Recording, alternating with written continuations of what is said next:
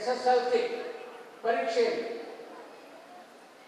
ಕನ್ನಡದಲ್ಲಿ 125ಕ್ಕೆ 125 ಅಂಕಗಳು ಮತ್ತು 120ಕ್ಕೂ ಮೇಲ್ಪಟ್ಟ ಅಂಕಗಳನ್ನು ಇಡೀ ರಾಜ್ಯ ಮಟ್ಟದ ವಿದ್ಯಾರ್ಥಿಗಳಿಗೆ ಗುರುತಿಸಿ ಕೊಡುವಂಥ ಕೆಲಸವನ್ನು ನನ್ನ ಆತ್ಮೀಯರು ನಮ್ಮ ಕಲಾಕುಂಚ ಸಂಸ್ಥೆಯ ಸಂಸ್ಥಾಪಕರು ನಮ್ಮ ಕನ್ನಡ ಸಾಹಿತ್ಯ ಪರಿಷತ್ನ ತಾಲೂಕು ಘಟಕದಲ್ಲಿ ನನ್ನೊಡನೆ 5 ಬಾರಿ ವಿವಿಧ ಅಧ್ಯಕ್ಷರ ಜೊತೆಗೆ ಕಾರ್ಯದರ್ಶಿಗಳಾಗಿ ಕನ್ನಡ ಕಟ್ಟುವಂಥ ಕನ್ನಡ ಬೆಳೆಸುವಂಥ ಕನ್ನಡ ನಾಡು ನುಡಿಗೆ ತಮ್ಮದೇ ಆದಂಥ ಕೊಡುಗೆಯನ್ನು ಕೊಟ್ಟು ಇವತ್ತು ಈ ಸಂಸ್ಥೆಯ ಮೂಲಕ ಕಲಾಕುಂಚ ಸಂಸ್ಥೆ ಮೂಲಕ ಇಂಥ ಅಭೂತಪೂರ್ವವಾದ ಜಗ ಮೆಚ್ಚುವ ರಾಜ್ಯ ಮೆಚ್ಚುವ ಮತ್ತು ಜಿಲ್ಲೆ ಮೆಚ್ಚುವ ಕೆಲಸಗಳನ್ನು ಮಾಡ್ಕೊತಾ ಬಂದಿದ್ದಾರೆ.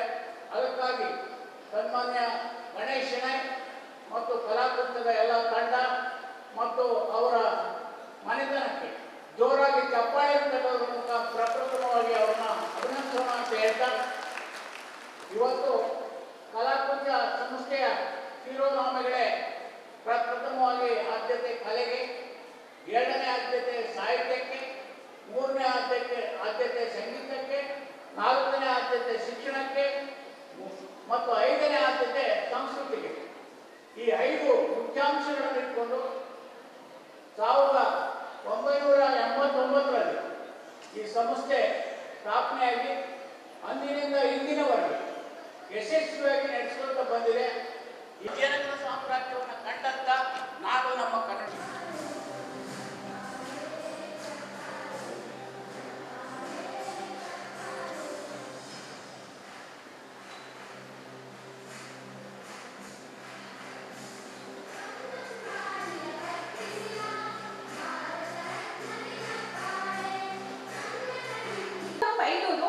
ತಾಲೂಕು ಕಾರ್ಕಳ.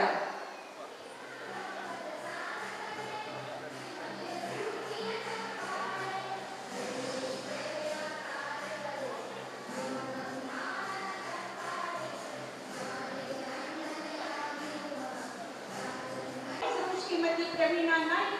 ಶಾಲೆ ಹೆಸರು ಕಿತ್ತೂರು ರಾಣಿ ಚೆನ್ನಮ್ಮ ವಸತಿ ಶಾಲೆ, ಊರು ಗಂಗಿಕೊಳ್ಳ, ತಾಲೂಕು ಸಿದ್ದಾಪುರ.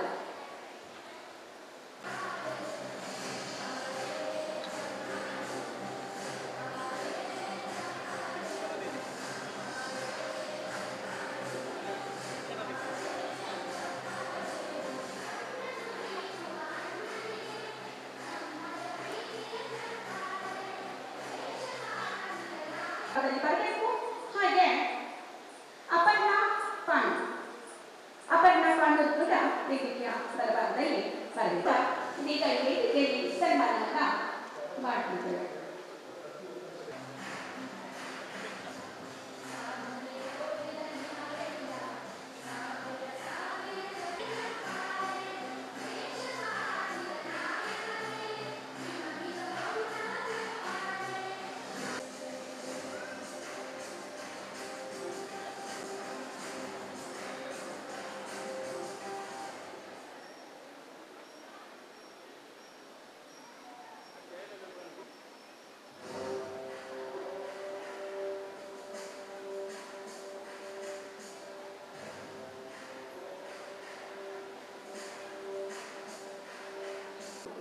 ಸಾಧನೆಯನ್ನು ಗುರುತಿಸಿದರೆ ಸಂತೋಷ ಸರಿ, ಆದರೆ ಗುರುತಿಸುವವರು ಹೇಗಿರಬೇಕು ಅನ್ನೋದನ್ನು ಒಂದಿಷ್ಟು ಯೋಚನೆ ಮಾಡಿ ಮಕ್ಕಳೇ. ದಯವಿಟ್ಟು ಮಕ್ಕಳೆಲ್ಲ ಹೆತ್ತವರೊಂದಿಗೆ ನನಗೆ ಕಿವಿಯಾಗಬೇಕು ಅಂತ ಕೇಳಿಕೊಳ್ತಾ ಇದ್ದೇನೆ.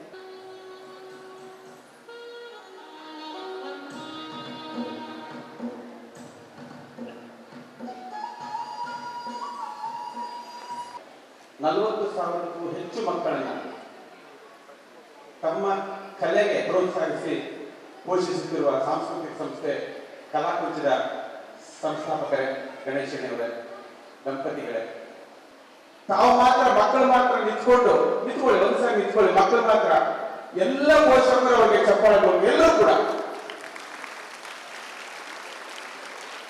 ಚಪ್ಪಾಳೆ ಮೂಲಕ ಅವರಿಗೆ, ಯಾಕೆಂದ್ರೆ ಇಲ್ಲಿ ಸನ್ಮಾನ ನಡೀತಾ ಇರುತ್ತೆ, ನಿಮ್ಮ ಪಾಡಿಗೆ ನೀವು ಉಳಿತೀರಾ. ಅದಲ್ಲ.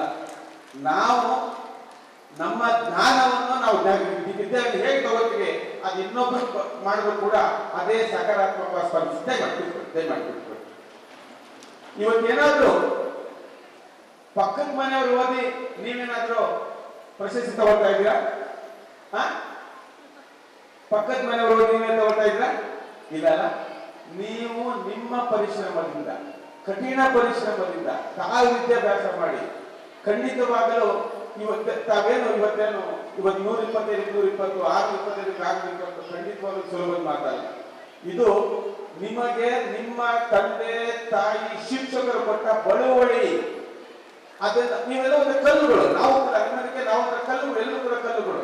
ಹೇಗೆ ಶಿಕ್ಷಕರು ಅಥವಾ ತಂದೆ ತಾಯಿಗಳು ನಿಮಗೆ ನೈಜ ಬೆಂಬಲವನ್ನ, ಕೌಶಲ್ಯವನ್ನ, ಜ್ಞಾನವನ್ನ ಕೊಟ್ಟು ನಿಮಗೆ ರೂಪಿಸ್ತಾರಲ್ಲ, ಆ ರೂಪುಗೊಂಡಂತಹ ಒಂದು ಮಾದರಿಯ ಇವತ್ತು ಇಡೀ ಭಾರತಕ್ಕೆ ಬೇಕಾಗಿರುವಂತಹ ಶಿಲ್ಪಿಗಳು ತಾವು.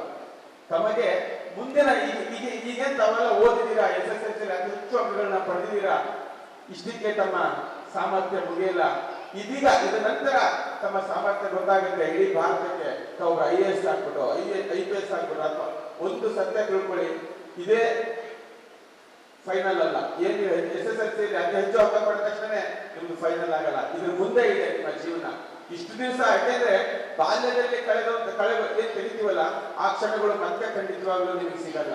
ಯಾಕೆಂದ್ರೆ ಆಗ್ಲೇ ನಮ್ಮ ಮೇಡಮ್ ಅವರು ಬಹಳ ಚೆನ್ನಾಗಿ ಹೇಳ್ತಾ ಇದ್ರು, ಜಯಲಕ್ಷ್ಮಿ ಶ್ರೀರಾಮ್ ಕಾರಂತ ಕೇರಳದಿಂದ ಬಂದು ಬಹಳ ಚೆನ್ನಾಗಿ ಹೇಳ್ತಾ ಇದ್ರು. ಮುಂದಿನ ನಿಮ್ಮ ವಿದ್ಯಾಭ್ಯಾಸಗಳು ಯಾಕೆಂದ್ರೆ ಇಷ್ಟು ದಿವಸ ನಿಮ್ಮ ತಂದೆ ತಾಯಿ ಪೋಷಕರು ಅಜ್ಜ ಅಜ್ಜಿ ನಿಮ್ಗೆಲ್ಲರೂ ಮಾದರಿಯಾಗಿರ್ತಿದ್ರು. ಆದ್ರೆ ಇನ್ನು ನಿಮ್ಮ 18, 19 ದಾಟ ಆಗ್ತಿದ್ದಂಗೆ ನಿಮಗೆ ಎಲ್ಲರೂ ಬೇಕಾಗುತ್ತೆ, ಫ್ರೆಂಡ್ಸ್ ಬೇಕಾಗ್ತದೆ. ಅವಾಗ ನೀವು ಇಲ್ಲಿಂದ ಪೋಷಕರಿಂದ ನೀವು ದೂರವಾಗಿ ಯೋಚನೆ ಮಾಡ್ತೀರಾ. ಅವಾಗ ನಿಮ್ಮ ವಿದ್ಯೆಯನ್ನು ನೀವು ಕಳ್ಕೊತೀರಿ. ಅದು ಆಗಲೇ ರೀತಿಯಲ್ಲಿ ಇರಬೇಕು ಅಂದ್ರೆ ನೀವು ಈ ಅಂಕಗಳ ಹಿಂದೆ ದಯವಿಟ್ಟು ಹೋಗ್ಬೇಡಿ. ಆಮೇಲೆ ಇತ್ತೀಚೆಗೆ ಈಗ ಎಜುಕೇಶನ್ ಅಲ್ಲಿ ನೋಡಿ, ಇಷ್ಟು ದಿವಸ ಕಂಪ್ಯೂಟರ್ ಸೈನ್ಸ್ ಅಂತ ಹೇಳಿ 1000 ಲಕ್ಷ ವಿದ್ಯಾರ್ಥಿಗಳು ಕಂಪ್ಯೂಟರ್ ಸೈನ್ಸ್ ಸಿಕ್ಕಿದ್ರು. ಈಗ ತಕ್ಷಣ ಮುಗಿದು ಆರ್ಟಿಫಿಷಿಯಲ್ ಬಂದು AI ಬಂದು ಮುಂದೆ ಬರ್ತಾ ಗೊತ್ತಿಲ್ಲ. ದಯವಿಟ್ಟು ಆ ವಿದ್ಯೆ ಖಂಡಿತ ಹೋಗ್ಬೇಡಿ. ತಮ್ಮ ಕೌಶಲ್ಯ, ತಮ್ಮ ಜ್ಞಾನ ಯಾವುದರಲ್ಲಿ ಆಸಕ್ತಿ ಹೆಚ್ಚಿದೆ, ಒಂದು ಬಿಸ್ನೆಸ್ ಅಲ್ಲಿ ಇದ್ರೂ ಕೂಡ ಅದ್ರ ಬಗ್ಗೆ ಒಲವು ಕೊಡಿ. ಆವಾಗಷ್ಟೇ ನೀವು ಜೀವನದಲ್ಲಿ ಮುಂದೆ ಬರ್ಲಿಕ್ಕೆ ಸಾಧ್ಯ. ಖಂಡಿತವಾಗಲು ಇದು ನನ್ನ ಅನುಭವ. ಇದು ತಾವೆಲ್ಲರೂ ಕೂಡ ಜೊತೆಗೆ ಆದಷ್ಟು ತಾವು ತಮ್ಮ ತಂದೆ ತಾಯಿಯ ಮಾತನ್ನ ಖಂಡಿತವಾಗ್ಲೂ ನಿರ್ಲಕ್ಷ್ಯ ಮಾಡಬೇಡಿ. ಶಿಕ್ಷಕರ ಮಾತನ್ನು ಅವರು ವಿದ್ಯೆ ಜೊತೆಗೆ ಅನುಭವ ಕೂಡ ಇರುತ್ತೆ. ಆ ಅನುಭವ ತಗೊಂಡ್ರೆ ಮಾತ್ರ ನೀವು ದೊಡ್ಡವರಾಗ್ತೀರಾ. ಅದರ್ವೈಸ್ ಅಂಕ ತಗೊಂಡ ತಕ್ಷಣ ಖಂಡಿತವಾಗ್ಲೂ ದೊಡ್ಡವರಾಗಲ್ಲ. ಈ ನಿಟ್ಟಿನಲ್ಲಿ ನಮ್ಮ ವಿದ್ಯಾಭ್ಯಾಸ ಇನ್ನೂ ಹೆಚ್ಚು ಬೆಳೀಲಿ. ಖಂಡಿತವಾಗ್ಲೂ ನಮ್ಮ ಮಂಜುನಾಥ್ ಅವರು ಹೇಳ್ತಿದ್ರು, ಕೋಟಿ ಆದರೂ ಕೂಡ ನಾವು ಕಲಾಕೃತಿಯಿಂದ ಮಾಡ್ಲಿಕ್ಕೆ ನಮ್ಮ ಟೀಮ್ ರೆಡಿ ಇದೆ. ಬಹಳ ಅದ್ಭುತವಾದ ಟೀಮ್ ಇದೆ. ಪ್ರಭಾ ಮೇಡಮ್ ಆಗಿರ್ಬೋದು, ನಮ್ಮ ಗಣೇಶ್ ಅವರು ಬಹಳ ಚೆನ್ನಾಗಿ ಬೆಳೆಸಿದ್ದಾರೆ. ಆ ಟೀಮ್ ಇಂದ ನಾವು ನಿಮ್ಗೆ ಸಂಪೂರ್ಣವಾಗಿ ಪ್ರತಿ ವರ್ಷ ಎಷ್ಟೇ ಸಾಧನೆಯಾಗಲಿ 10 ಜನಕ್ಕೆ ನಾವು ಈ ಕನ್ನಡ ಕಿರೀಟ, ಕನ್ನಡ ಕುಲತಿಲಕ ನಾವು ಇಟ್ಬಿಟ್ಟು ಮೆರವಣಿಗೆ ಮೇಲೆ ಸನ್ಮಾನ ಮಾಡ್ತಿದ್ವಿ. ಆ ಖಂಡಿತವಾಗಿ ಅದನ್ನ ಸಂಪೂರ್ಣವಾಗಿ ಒಂದು ವರ್ಷನೂ ಕೂಡ ಮಿಸ್ ಮಾಡ್ತೀವಿ. ನಮ್ಮ ಉಮೇಶ್ ಅವ್ರು ನೋಡಿ, ಇಷ್ಟು ದಿವಸ ಪ್ರಧಾನ ಕಾರ್ಯದರ್ಶಿಗಳು ನೋಡ್ತಾ ಇದ್ದ ಪ್ರಧಾನ ಕಾರ್ಯದರ್ಶಿಗಳು ಅಂತಂದ್ರೆ ಸಾಮಾನ್ಯವಾಗಿ ಸ್ಟೇಜ್ ಅಲ್ಲಿ ಕೂತ್ಕೊಂಡು ಫೋನ್ ಕೊಡೋದು. ಆದ್ರೆ ನಮ್ಮ ಪ್ರಧಾನ ಕಾರ್ಯದರ್ಶಿಗಳಾಗಲ್ಲ. ಸಂಪೂರ್ಣವಾಗಿ ಅಲ್ಲಿಂದ ಇಲ್ಲಿ ತನಕ ನೋಡಿದ್ದೀರಾ, ಅವ್ರು ಸ್ಟೇಜ್ ಅಲ್ಲಿ ಕೂತ್ಕೊಂಡಿಲ್ಲ, ಬರೀ ಕೆಲಸನೇ ಮಾಡ್ತೀವಿ. ಹೀಗೆ ನಮ್ಮ ಟೀಮ್ ಖಂಡಿತವಾಗ್ಲೂ ಇದೆ. ಆ ನಿಟ್ಟಿನಲ್ಲಿ ತಮಗೆ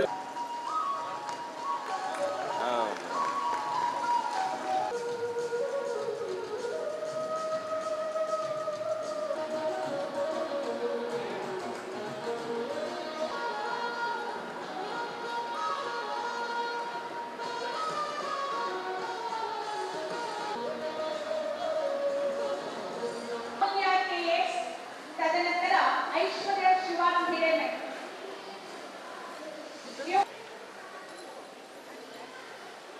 ಶ್ರಾವಣಿ MS,